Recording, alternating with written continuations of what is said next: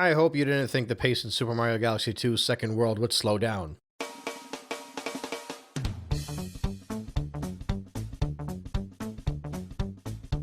If anything, it's kicked it up a gear. Right off the bat, it continues the trend of uniquely shaped and designed galaxies, throwing you into something that feels like it belongs in a more high-intensity platformer than it does in a game about exploration.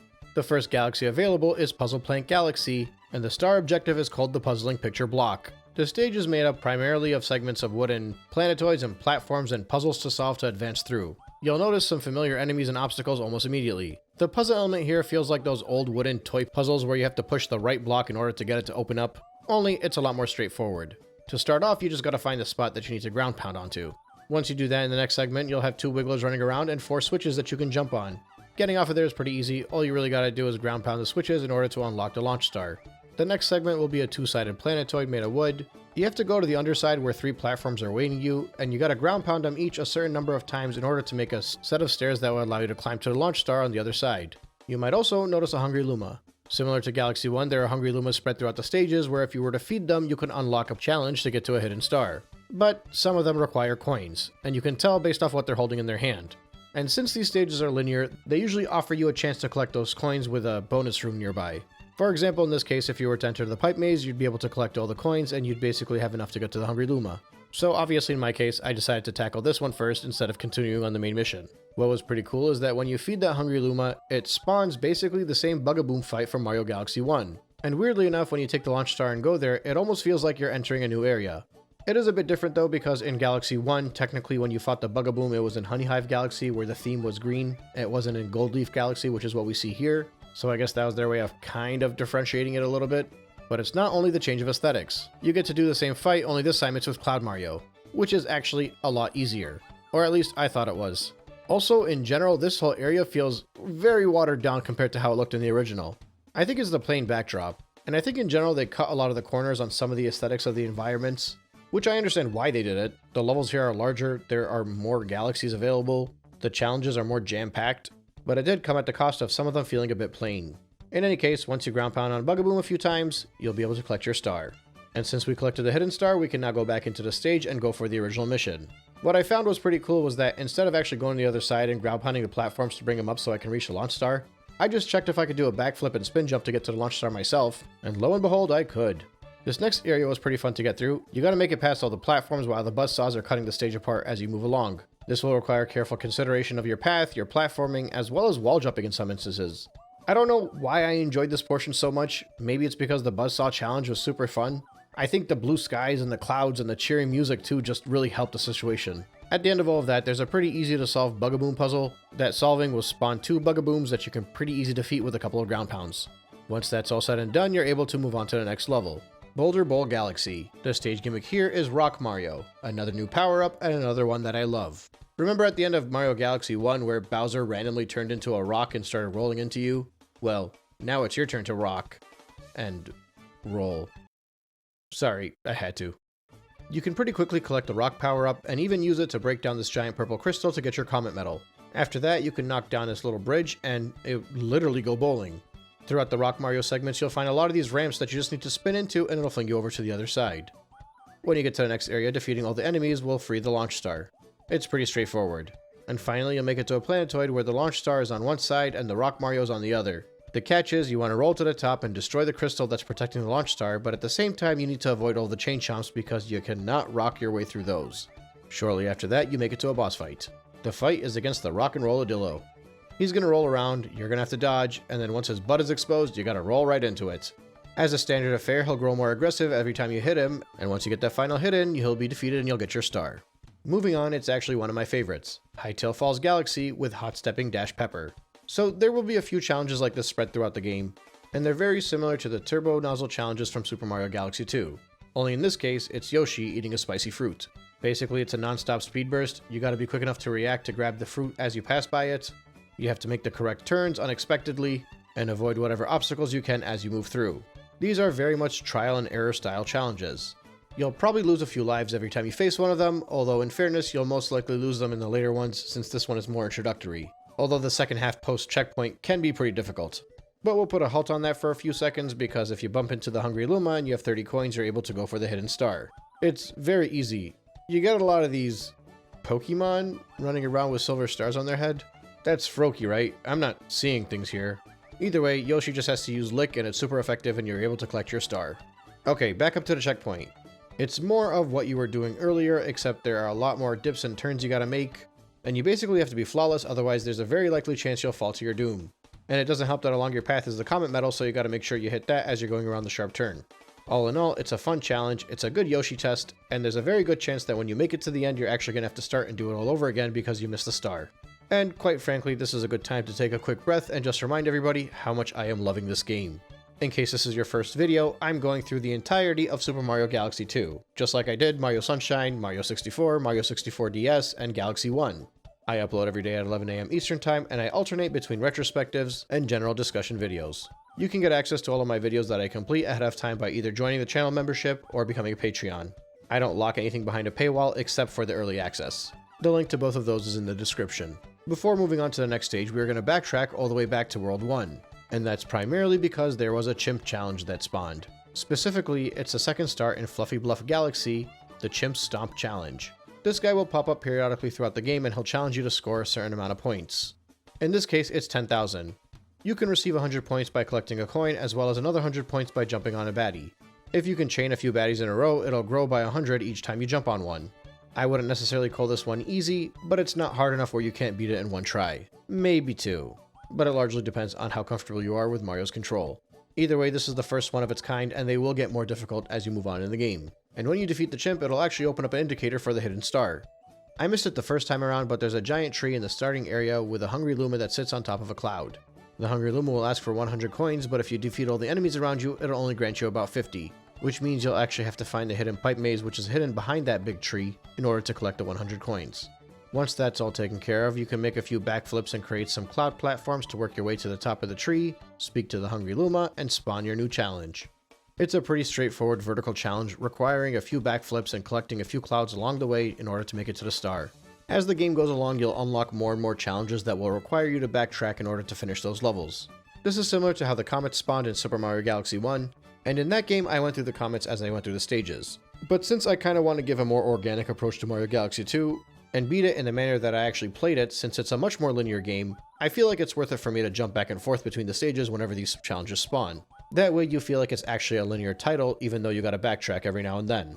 Because the reality is, although some of these challenges take place in the earlier stages, they do have a slight uptick in difficulty as compared to the original stars.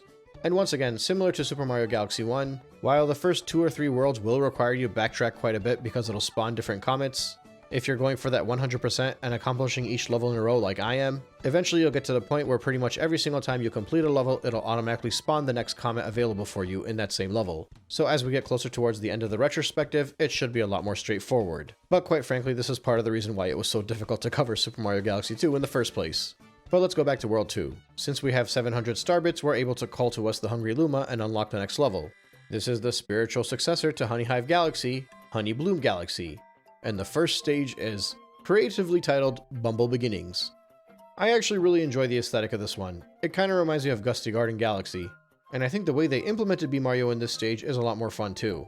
It is pretty much nothing but a 2D segment, but they designed a stage around the 2D so well that I think it makes for a much better platforming challenge than it would have been otherwise. And quite frankly, I found a lot of the B Mario stuff in Mario Galaxy 1 to be way too easy, so the extra obstacles added to this stage to require you to pass through it were much appreciated. They even throw in some fuzzies for a good measure. I feel like this actually would make a very good 2D stage in a Mario game, like in a proper 2D Mario game, and to an extent I can actually see this kind of stuff working in Mario Wonder, for example. The way the stage actually feels completely cohesive, and not just a random collection of parts thrown together like many other stages in this game, almost makes it feel like it has the same care that was put into the Donkey Kong Country Returns series. As you continue across all the challenges, the very last stretch is a fly upwards where you can grab the star and move on to the next stage. Or rather, the next star in this stage. It's a hidden star. And I gotta say, I really like the way that it's hidden.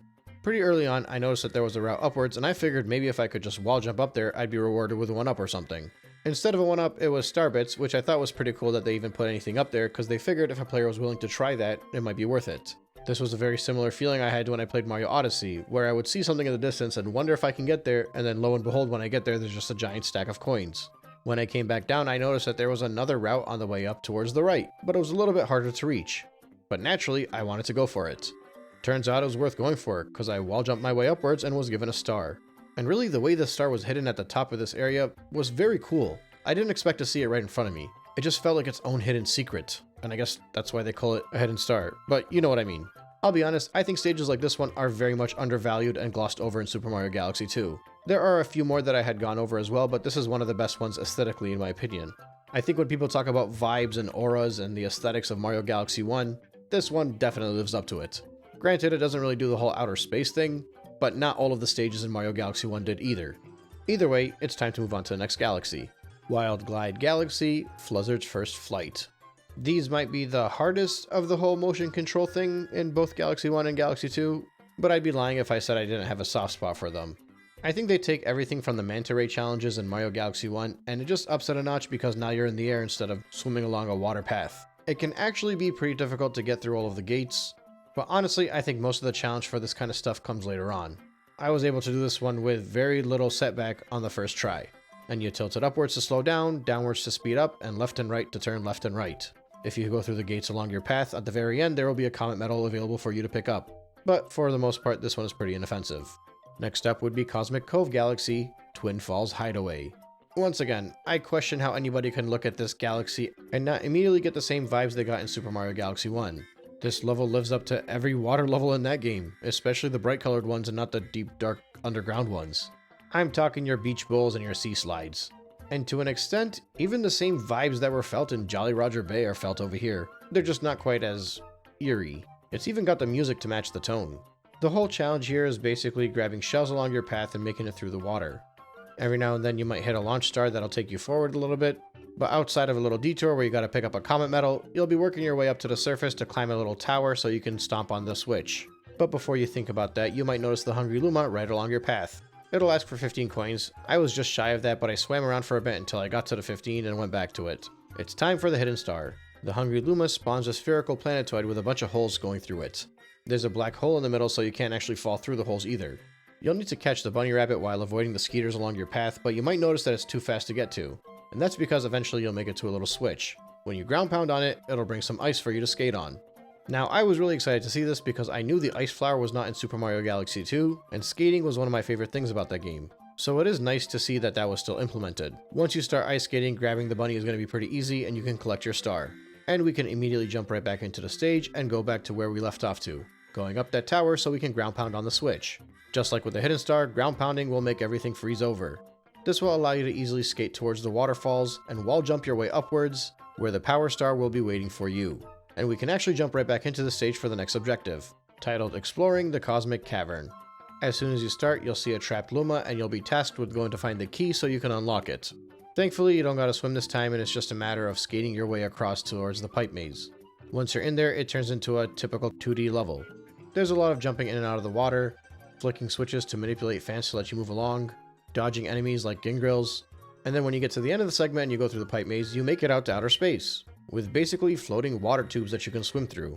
It's still 2D, but it's kind of a precision swimming test that you gotta get through. The area is narrow and there are spike balls along your path that you gotta carefully swim across. But the trick is you can actually jump in and out of the water as well. When you're outside of the water, you can fall to your doom. Otherwise, you can keep swimming. Instead of platforms, there will be cubes of water that you can jump into and swim as it moves along. Every time it connects to the next water cube, that's when you gotta make your move so you can continue towards your objective. It's actually pretty easy to screw up in that segment. I think I lost myself 1 life while trying to get through it. But it is a fun challenge altogether, and it's very creative the way they implemented the gravity mechanic with the swimming. Although I was kind of dumb when I grabbed the key and I fell to my demise right away, I had to go through it all one more time. I was a lot more careful the second time around. You can take the pipe maze at the end of the trail. The Luma will transform into a launch star and send you out where you will find Captain Toad. He'll point you to the final challenge where the star awaits. It's another Drill Mario power-up segment. As you run around this planetoid, you'll notice muddy areas that you can actually drill right through, but you're going to have to figure out the spots that actually open up a route to the next area, otherwise you'll just bounce back. It might take a little bit of trial and error to figure out, but once you get to the other side, it's all a matter of destroying all the Mecha Koopas. Once that's done, you'll basically flood the area and you'll be able to reach the star. And with that all taken care of, the next stage would be Bowser's Lava Lair. But, as I mentioned in previous segments, I kinda like to combine all of the Bowser stuff for one final video where I go through all of them, so I will not be going through that in this segment. But basically, I think World 1 did a very good job introducing you to the type of game this was going to be, and I think World 2 did a great job taking it to that next level. World 1 I felt had a lot more of that new Super Mario Bros. Vibe, that same aesthetic that you would see in Mario 3D Land in many ways. But World 2, I don't know what to tell you. I feel like it could live up with the best of Mario Galaxy 1, or at least a lot of it. There were vibes felt for me, some stages that felt epic in scale.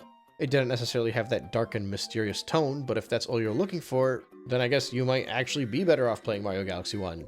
I mean, sure, the absence of Rosalina and the Comet Observatory are felt, but when you're actually playing through the levels and the galaxies themselves, you can still feel the galaxy spirit, or at least I can. Maybe not to the same extent, but enough.